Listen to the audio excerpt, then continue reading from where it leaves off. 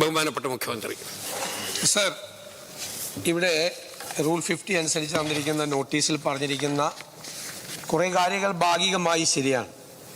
കാരണം പെട്രോളിയം ഉൽപ്പന്നങ്ങളുടെ വില വർധനവും വാണിജ്യ ഗാർഹിക പാചകവാതകത്തിൻ്റെ വില വർധനവ് തീർച്ചയായിട്ടും നിത്യോപയോഗ സാധനങ്ങളുടെ വില വർദ്ധിപ്പിക്കുകയും നമ്മുടെ നാണ്യപ്പെരുപ്പം വർദ്ധിപ്പിക്കുകയും ചെയ്യാനുള്ള സാധ്യതകൾ വർദ്ധിച്ചിരിക്കുകയാണ്. നമുക്കറിയാം, ഗൾഫ് യുദ്ധത്തിൻ്റെ കൂടെ പശ്ചാത്തലത്തിലാണ് കേന്ദ്ര ഗവൺമെൻറ് നിരന്തരമായി ഈ പെട്രോൾ ഡീസൽ വില വർധനവ് വരുത്തുന്നതും വാതകത്തിൻ്റെ വില വർദ്ധിപ്പിച്ചുകൊണ്ടിരിക്കുന്നതും. സർക്കാർ നേരിടുന്നൊരു പ്രശ്നം എന്ന് പറയുന്നത് ഇത് ഒരു പ്രാവശ്യമോ രണ്ട് പ്രാവശ്യമോ അല്ല കൂട്ടുന്നത്, ഇത് കൂട്ടിക്കൊണ്ടേയിരിക്കുകയാണ്. ഇപ്പം മെയ് 15 മുതൽ 4 പ്രാവശ്യമാണ് പെട്രോൾ ഡീസൽ വില വർധനവ് വരുത്തിയിട്ടുള്ളത്. മെയ് 15-ാം തീയതി കൂട്ടി, മെയ് 19-ാം തീയതി കൂട്ടി, 23-ാം തീയതി കൂട്ടി, 25-ാം തീയതി കൂട്ടി. അതിനുശേഷം ഏത് സമയത്തും ഇനിയും വർധനവ് ഉണ്ടാകും എന്നുള്ള റിപ്പോർട്ടുകളാണ് ഡൽഹിയിൽ നിന്നുണ്ടാകുന്നത്. ഇനിയും വില വർധനവ് ഉണ്ടാകും എന്നുള്ള റിപ്പോർട്ടുകളാണ്. അപ്പോൾ ഇതിൻ്റെ ഒരു അനിശ്ചിതത്വം നിലനിൽക്കുകയാണ്. ഓരോ പ്രാവശ്യം കൂട്ടുമ്പോൾ, മെയ് 15 കൂട്ടുമ്പോൾ ഇതിന് എത്ര ടാക്സ് നമുക്ക് കൂടുതൽ കിട്ടും, എന്താണ് ഇതിൻ്റെ സോഷ്യൽ ഇമ്പാക്റ്റ്, ഇക്കണോമിക് ഇമ്പാക്റ്റ് എന്താണ് എന്ന് നമ്മൾ പരിശോധിക്കുമ്പോഴേക്കും പിറ്റേ ദിവസം അല്ലെങ്കിൽ 2 ദിവസം കഴിയുമ്പോൾ വീണ്ടും ഇതിൻ്റെ വില വർദ്ധിപ്പിക്കുകയാണ്. അപ്പോൾ ഇത് മൊത്തത്തിൽ ഉണ്ടാക്കിയിരിക്കുന്ന ആഘാതം എന്താണ് എന്ന് നമുക്ക് പരിശോധിക്കണം. പരിശോധിച്ചിട്ടാണ് സർക്കാർ ഇക്കാര്യത്തിൽ നടപടികൾ സ്വീകരിക്കുന്നത്. ഏത് തരത്തിൽ സംസ്ഥാനത്തിന് ഒരു നികുതി വരുമാന വർധനവ് ഉണ്ടായിട്ടുണ്ട്, ഏതെല്ലാം തരത്തിലുള്ള സാമൂഹ്യ സാമ്പത്തിക പ്രത്യാഘാതങ്ങൾ നമ്മുടെ സൊസൈറ്റിയിൽ, ഇക്കോണമിയിൽ ഉണ്ടായിട്ടുണ്ട്, നാണ്യപ്പെരുപ്പം എത്രമാത്രം ബാധിച്ചിട്ടുണ്ട്, വിലക്കയറ്റം എത്രമാത്രം വർദ്ധിച്ചിട്ടുണ്ട്, ആ വിലക്കയറ്റത്തെ നിയന്ത്രിക്കാൻ നമുക്ക് ഏതെല്ലാം നടപടികൾ സ്വീകരിക്കാൻ കഴിയും എന്ന് തീരുമാനിക്കണമെങ്കിൽ ഈ അനിശ്ചിതത്വം അവസാനിപ്പിക്കണം. അപ്പോൾ ഇത് കുറച്ച് ദിവസങ്ങൾ കൂടി കാത്തിരുന്നതിന് ശേഷം മാത്രമേ ഇത് സംബന്ധിച്ചുള്ളൊരു തീരുമാനം ഗവൺമെന്റ് എടുക്കാൻ കഴിയുകയുള്ളൂ എന്ന് ഞാൻ ഈ അവസരത്തിൽ വ്യക്തമാക്കും.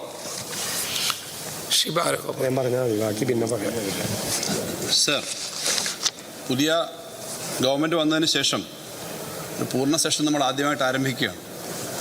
അപ്പം അതിനകത്ത് ഇങ്ങനൊരു അടിയന്തര പ്രമേയം കൊണ്ടുവന്നത് വളരെ അടിയന്തരമായൊരു സാഹചര്യം ഉള്ളതുകൊണ്ടാണ്. അല്ലാതെ ഒരു ഗവൺമെൻറ് പുതുതായി വരുമ്പോൾ വളരെ പെട്ടെന്ന് തന്നെ ഇത്തരം ഒരു വിഷയം എടുക്കാതിരിക്കാൻ എന്നുള്ള അവസ്ഥയുള്ളതുകൊണ്ടാണ്.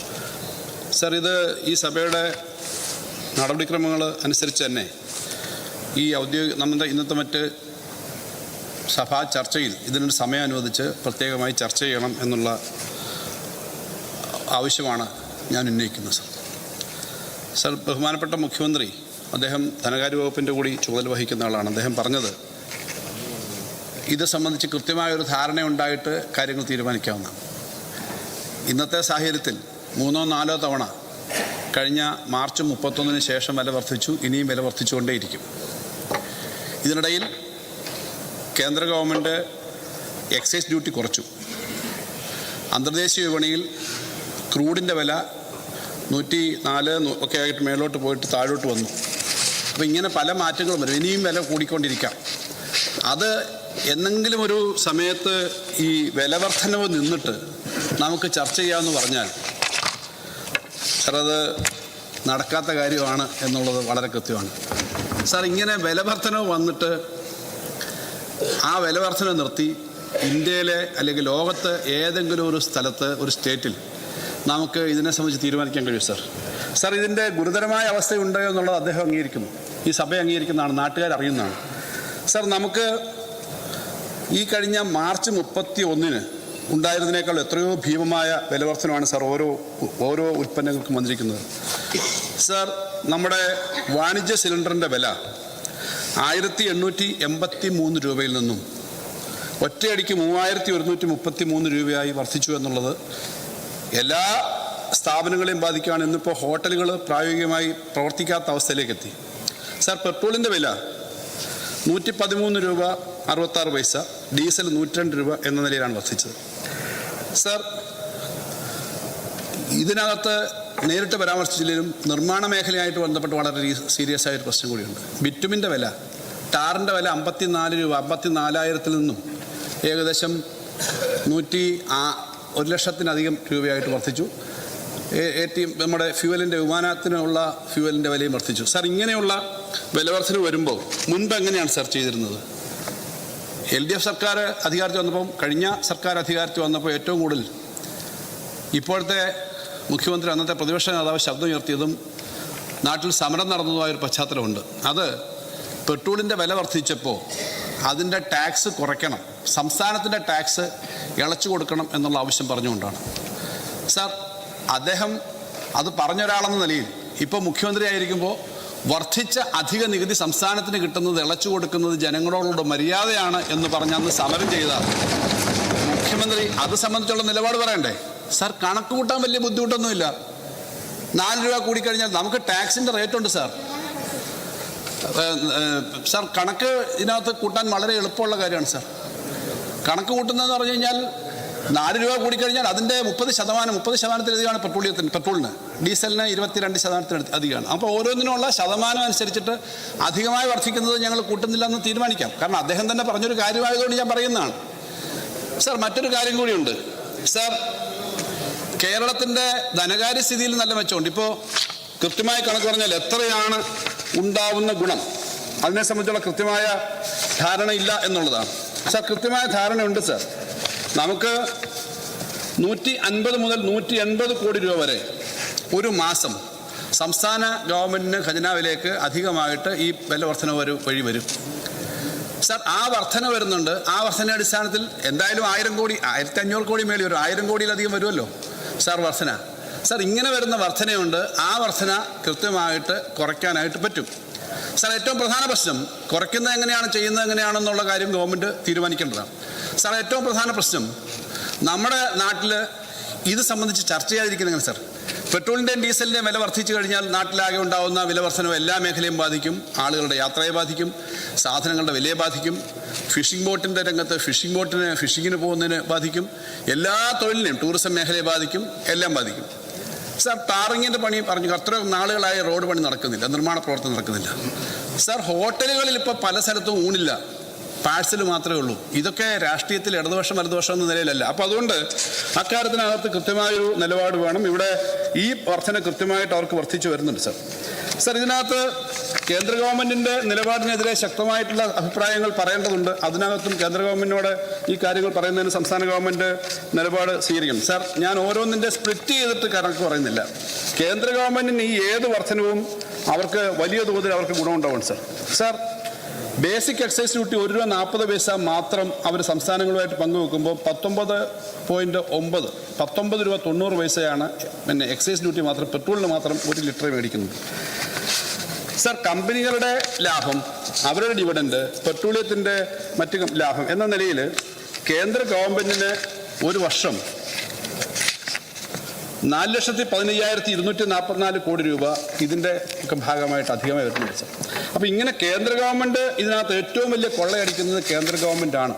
അതിന് യാതൊരു സംശയമില്ല. ഇത് ഞങ്ങൾ നേരത്തെ പറഞ്ഞുകൊണ്ടിരുന്നതാണ്. കേന്ദ്ര ഗവൺമെൻറ് ഈ കൊള്ളയടിക്കുന്നു, സംസ്ഥാന ഗവൺമെൻറ്റും അതിൻ്റെ കൂടെ തന്നെ ഈ കാര്യത്തിനകത്ത് ഒരു നിലപാട് എടുക്കുന്നു എന്നുള്ളതാണ്. സാർ, ഞങ്ങൾ ഇക്കാര്യത്തിനകത്ത് എടുത്തിട്ടുള്ള നിലപാട് എന്താണെന്ന് മുമ്പ് സാർ, ഞങ്ങൾ 2018-ലും 2022-ലും 2 ഘട്ടത്തിൽ, എല്ലാ പ്രാവശ്യവും കുറച്ചൊന്നും ഞാൻ പറഞ്ഞില്ല, പക്ഷേ ഇതുപോലെ നിരന്തരമായ വർധന വന്നൊരു സാഹചര്യം വന്നില്ല. 2018-ൽ 1 രൂപ ലിറ്ററിന് വെച്ച് ഞങ്ങൾ കുറയ്ക്കാൻ തീരുമാനിച്ചിരുന്നു പെട്രോളിന്. അന്ന് 500-ലധികം കോടി രൂപയുടെ ഇളവാണ് സംസ്ഥാന ഗവൺമെൻറ് കൊടുത്തത് സാർ.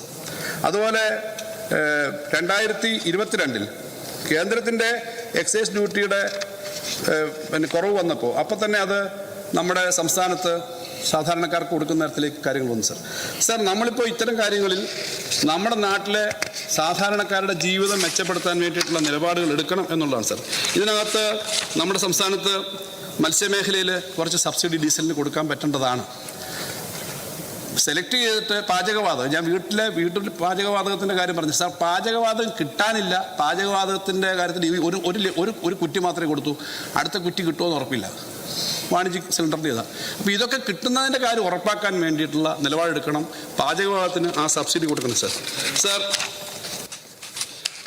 ഈ തരത്തിലുള്ള കാര്യങ്ങൾ എടുക്കാതെ മുന്നോട്ട് പോകുന്ന ബുദ്ധിമുട്ടാണ്. ഇപ്പോൾ ഞങ്ങളത് പറയാം, ഇപ്പം ഞങ്ങൾ തൊട്ട് മുമ്പ് വരെ അപ്പുറത്തിരുന്നാണ്. അപ്പുറത്തിരിക്കുമ്പോൾ നിങ്ങൾ എന്തായിരിക്കും പറയുന്നത്, ഇപ്പുറത്ത് വന്നപ്പോൾ മാറ്റി പറയുന്നു എന്നൊക്കെയുള്ള തോന്നൽ വരാം സാർ. അപ്പുറത്തിരിക്കുമ്പോഴും ഇപ്പുറത്തിരിക്കുമ്പോഴും അതുകൊണ്ടാണ് യാഥാർത്ഥ്യമാണ്. നിങ്ങളുടെ യെസ്, അതെ, അപ്പുറത്തിരിക്കുമ്പോഴും ഇപ്പുറത്തിരിക്കുമ്പോഴും അതുകൊണ്ടാണല്ലോ നിങ്ങൾ പിന്നെ പറയുമ്പോൾ അല്ല, അപ്പുറത്തിരിക്കുന്നു ഞങ്ങൾ ഇപ്പുറത്തോട്ട് മാറിയപ്പോൾ എന്താ പെട്ടെന്ന് ഞങ്ങളുടെ അഭിപ്രായം മാറിയോ? ഇല്ല, അഭിപ്രായം മാറിയില്ല എന്നുള്ളതുകൊണ്ടാണ്. 2 തവണ 2018-ലും 2022-ലും ഞങ്ങൾ ഈ കാര്യത്തിനകത്ത് ഇളവ് കൊടുത്തു എന്ന് പറഞ്ഞിട്ടാണ് ഇവിടെ പറയുന്നത് സാർ. എന്ന് മാത്രമല്ല ഞങ്ങൾ അധികാരത്തിലിരിക്കുമ്പോൾ കേന്ദ്ര ഗവൺമെന്റ് ഞങ്ങൾക്ക് ടാക്സിന്റെ പെർസെന്റേജ് ഡിവിസിബിൾ പൂളിൽ തന്നിരുന്നത് 1.92% ആയിരുന്നു സാർ. കഴിഞ്ഞ 15ാം ധനകാര്യ കമ്മീഷന്റെ സമയത്ത് 1.92% ആയിരുന്നു എന്നുള്ളത് ഞങ്ങൾ ഫൈറ്റ് ചെയ്തു. സുപ്രീം കോടതി പോയി ഫൈറ്റ് ചെയ്തതും പുറത്ത് നടത്തിയ സമരവും ഡൽഹി നടത്തിയ സമരവും എല്ലാം നടത്തി.